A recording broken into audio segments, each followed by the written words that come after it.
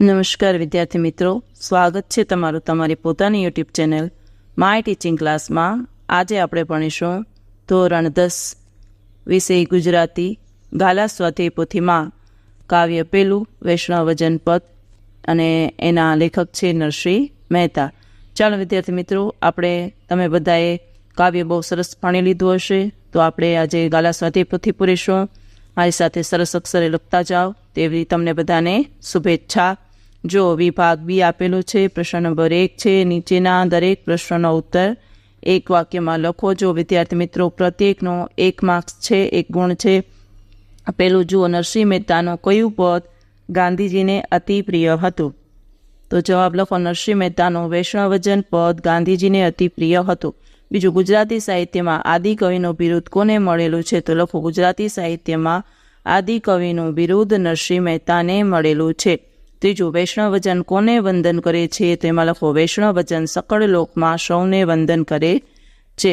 ચોથું, કવિએ વૈષ્ણવજનના ચારિત્ર્ય માટે કયો શબ્દ પ્રયોજ્યો છે? તો લખો, કવિએ વૈષ્ણવજનના ચારિત્ર્ય માટે કાચડી શબ્દનો પ્રયોગ કર્યો છે. પાંચમું, નરસિંહ મહેતા કોને ધન્ય માને છે? તો એમાં લખો, નરસિંહ મહેતા વૈષ્ણવજનની માતાને ધન્ય માને છે. છઠ્ઠું, વૈષ્ણવજનને મન કોણ માતા સમાન છે? તો લખો, વૈષ્ણવજનને મન પર સ્ત્રી માતા સમાન છે. સાતમું, વૈષ્ણવજન કઈ વાતનું અભિમાન કરતો નથી? તો લખો, વૈષ્ણવજન બીજાના દુઃખે ઉપકાર કરે એ વાતનું અભિમાન કરતો નથી. આઠમું, વૈષ્ણવજન જીવનમાં જીભનો શો ઉપયોગ કરે છે? તો લખો, વૈષ્ણવજન જીવનમાં જીભનો સાચું બોલવામાં ઉપયોગ કરે છે. જો લખી શકો છો વિદ્યાર્થી મિત્રો. 9, વૈષ્ણવજનનું મન શામાં વ્યાપેલું રહેતું નથી? તો લખો, વૈષ્ણવજનનું મન મોહ માયામાં વ્યાપેલું રહેતું નથી. 10, સકળ લોકમાં કોણ તીર્થ સ્વરૂપ છે? તો લખો, સકળ લોકમાં વૈષ્ણવજન તીર્થ સ્વરૂપ છે. 11, મોહ માયા કોને સ્પર્શી શકતા નથી? લખો, મોહ માયા વૈષ્ણવજનને સ્પર્શી શકતા નથી. 12, કોના દર્શન માત્રથી 71 કુળ તરી જવાય છે? તો લખો, વૈષ્ણવજનના દર્શન માત્રથી 71 કુળ તરી જવાય છે. પછીનો પ્રશ્ન છે, નીચેના પ્રશ્નના 3-4 વાક્યોમાં ઉત્તર લખો. 2 માર્ક્સનો છે. ચાલો વિદ્યાર્થી મિત્રો લખો, નરસિંહ મહેતા કોની માતાને ધન્ય ગણે છે? તો લખો, જે સકળમાં સૌને માટે વંદન કરવા યોગ્ય છે, જે કોઈની નિંદા કરતો નથી, જેના મન વચન ચારિત્ર્ય નિર્મળ છે, એવી વ્યક્તિની માતાને નરસિંહ મહેતા ધન્ય ગણે છે. બીજું, કવિ વૈષ્ણવજનના દર્શનને પવિત્ર શા માટે ગણે છે? તો લખો, સાચું વૈષ્ણવજન નિર્લોભી, નિર્મળ અને નિખાલસ હોય છે. તેના હૃદયમાં કામ, ક્રોધ અને મોહ માયાને કોઈ સ્થાન નથી. એ તીર્થ સ્વરૂપ હોય છે. આથી કવિ વૈષ્ણવજનના દર્શનને પવિત્ર ગણે છે. ત્રીજું, કવિ વૈષ્ણવજનને સકળ તીર્થ સ્વરૂપ શા માટે કહે છે? તો લખો, કવિ વૈષ્ણવજનને સકળ તીર્થ સ્વરૂપ કહે છે કારણ કે આ વૈષ્ણવજનની નિર્મોહી, વૈરાગ્ય તેમજ છળકપટ વિનાનો હોય છે, જેને કામ, ક્રોધ પર વિજય પ્રાપ્ત કર્યો હોય છે. તેનો ચિત્ર રામધૂનમાં લીન હોય છે. પછીનો છે, કાવ્ય પંક્તિનો ભાવાર્થ સ્પષ્ટ કરો. જો વૈષ્ણવજન તો તેને કહીએ જે પીડ પરાઈ જાણે રે, પર દુઃખે ઉપકાર કરે તો એ મન અભિમાનના આણે રે. જો આ પંક્તિનો આપણે ભાવાર્થ લખવાનો છે, તો જવાબ લખો વિદ્યાર્થી મિત્રો.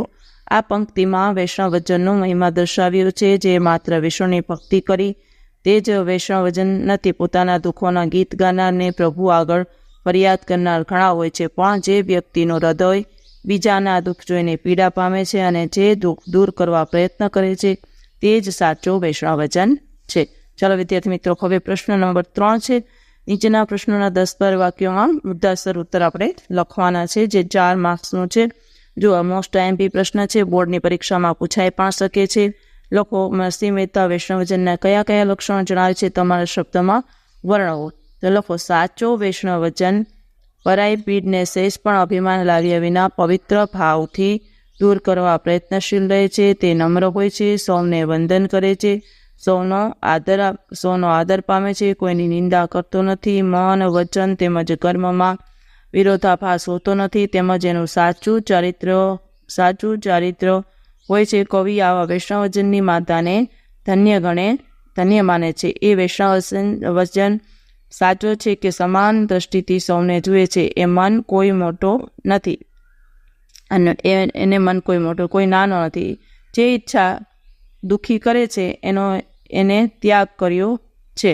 પર સ્ત્રીને માતા સમાન ગણે છે, સાચું બોલે છે, સાચું જીવે છે, મહેનતનું ખાય છે, પારકા ધનને હાથ નથી અડાડતો, એને મોહમાયા સ્પર્શતા નથી, તે નિલોભી, નિષ્કપટી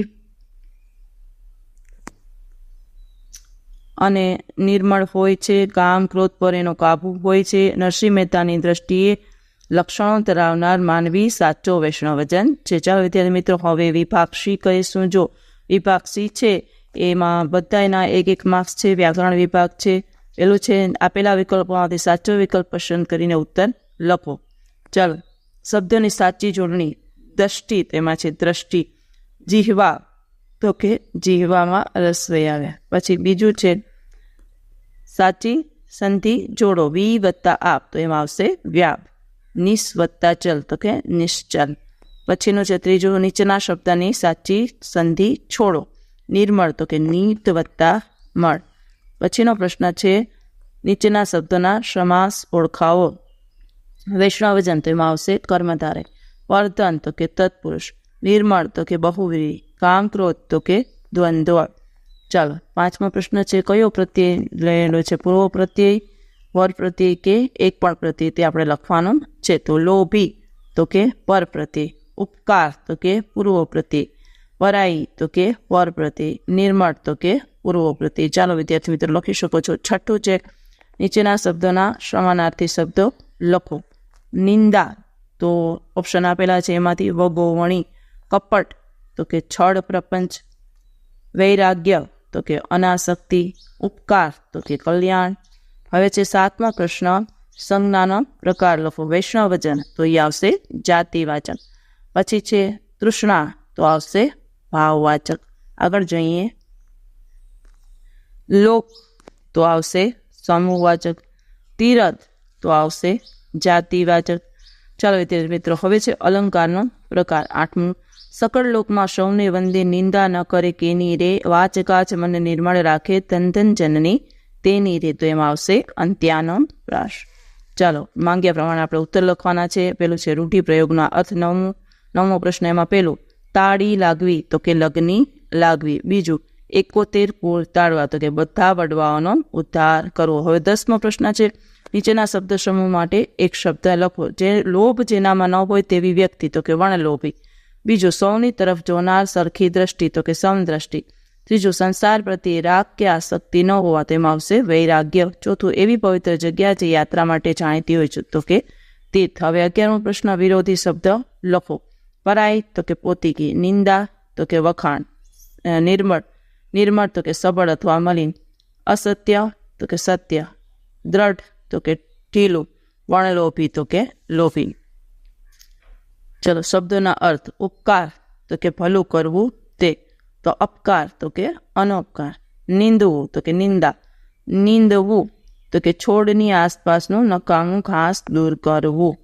પછી 13મો છે તળપદા શબ્દોના શિષ્ટરૂપ. તો એ તો પણ. આણે તો કે લાવે. કાચ તો કે કાચડી. જાલે તો કે પકડે. ભણે તો કે કહે. કેની તો કે કોઈની. પછીનો છે 14મો, વિશેષણ શોધીને તેનો પ્રકાર લખો. કુલ 71 તાર્યા રે. તો 71 શું છે? સંખ્યાવાચક. પછી છે ક્રિયા વિશેષ શોધીને તેનો પ્રકાર લખો. પરધન 9 જાલે હાથ રે. 9 તો કે અભિગમ વાચક. પછીનો છે 16મો પ્રશ્ન, ધ્વનિ ઘટકો છૂટા પાડવાના છે. જો વિદ્યાર્થી મિત્રો લખી શકો છો.